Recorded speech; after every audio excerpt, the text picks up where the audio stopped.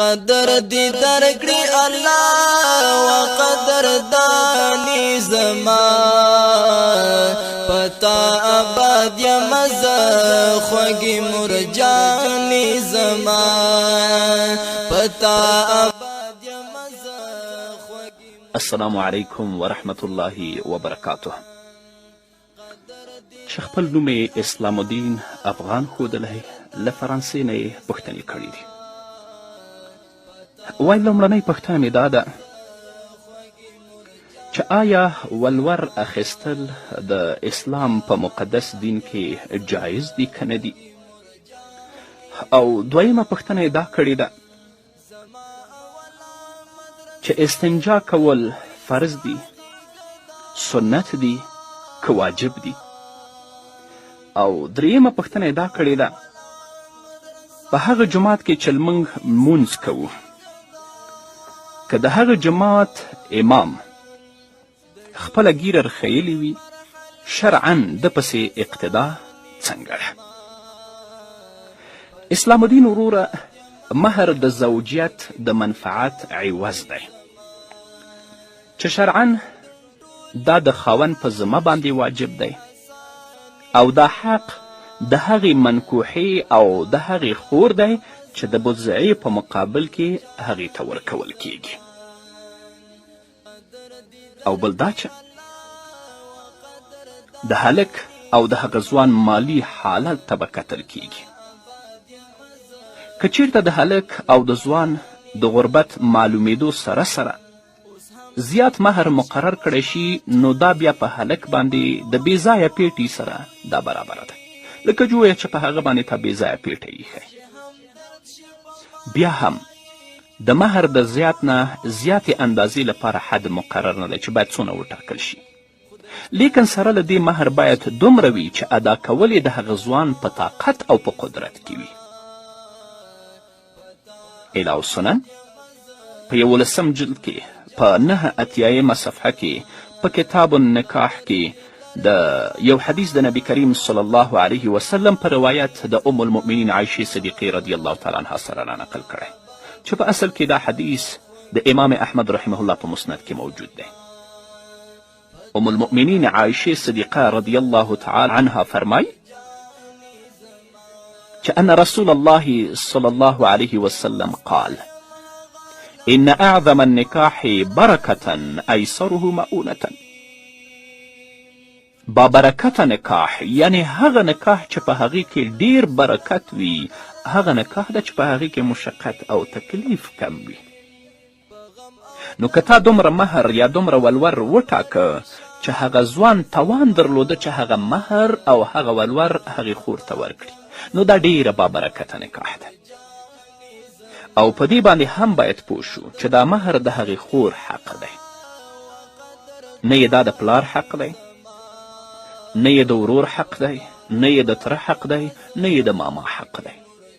او کومه ولور یا مهر چې د دې خور په نکاح کې پلار اخلي خوري، ورور اخلي خوري، تره اخلي خوري، نیکه اخلي خوري، او د دې خور رضا نه وي، دا د هغوی لپاره سوچه حرام دی.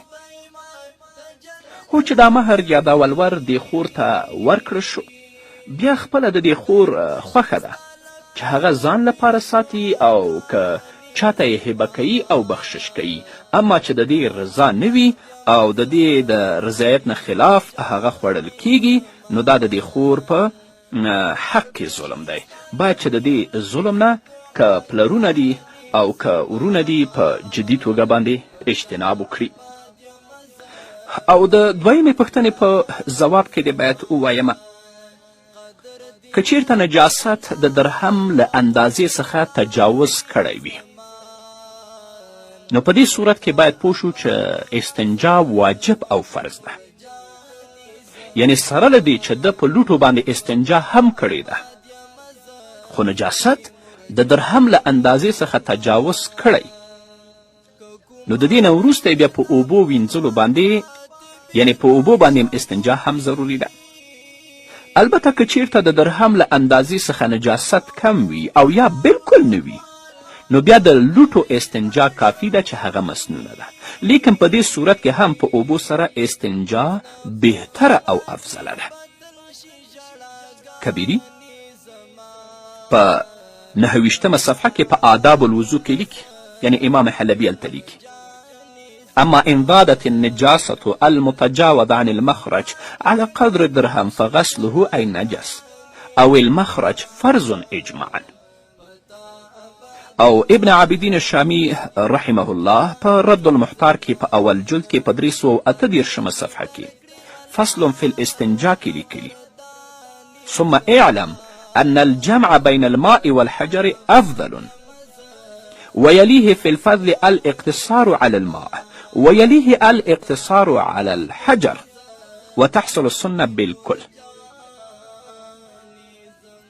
که په لوټو باندې استنجا وشي د هغه نه وروسته استنجا په اوبو باندې وشي دا افضله ده، او که ته صرف په اوبو باندې اقتصار وکړې دا هم افضله ده، او که ته صرف په لوټو باندې اقتصار وکړې اکتفا وکړې دا هم افضله ده، خو په هغه صورت کې چې نجاست د اندازې د درهم نه تجاوز نوي کړی. اما په هغه ځایو کې چې په استنجا کې د عورت د بربنډېدلو خطر وي نو هلته بیا د استنجا پرته اودس کول جایز دي. حتی علامه حسکفي رحمه الله په در مختار کې لیکلی دي: که څوک په داسې ځای کې استنجا کوي چې هلته عورت بربنډیږي او د ده عورت ته خلک ګوري نو داسې انسان فاسق دی.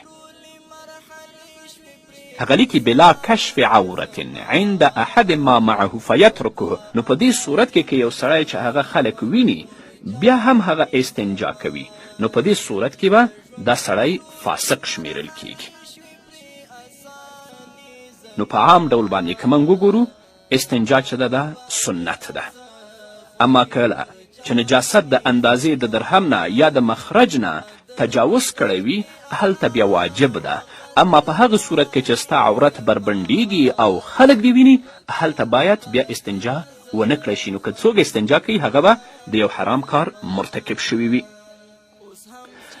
او د درېیمې پوښتنې په ځواب کې دې باید ووایم داسې امام چې هغه ګیره د قبضې نه کمه کړې وي یا یې بلکل خیلې وي په داسې امام پسې اقتدا د نورو فساقو او فجارو په حکم کې د راتللو له وجې مکروه تحریمي ده.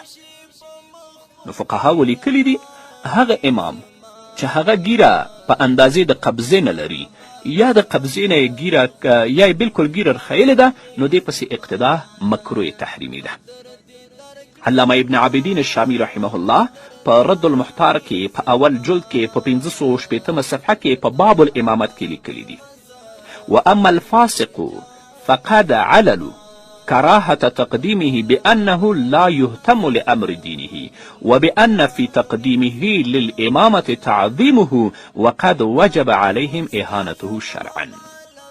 نو د فقهاو د دې لیکنو نه څرګندیږي هغه امام چې د هغه ګیره د قبضې نه کمه وي یا هغه ګیره بلکل د سره ونه لري د هغه امامت مکروه تحریمي ده. هو یو وار د ستا مونځ ورپسې کیږي اما تل لپاره د هغه ټاکل د امامت لپاره دا مکروه تحریمي ده. زما پتا آباد یم خوږی مرجانې زما قدر دی درکړي الله و قدر دانی زما پتا آباد یم خوږی مرجانې زما ستا په خدمت به مور خدای ماته جنت را کوي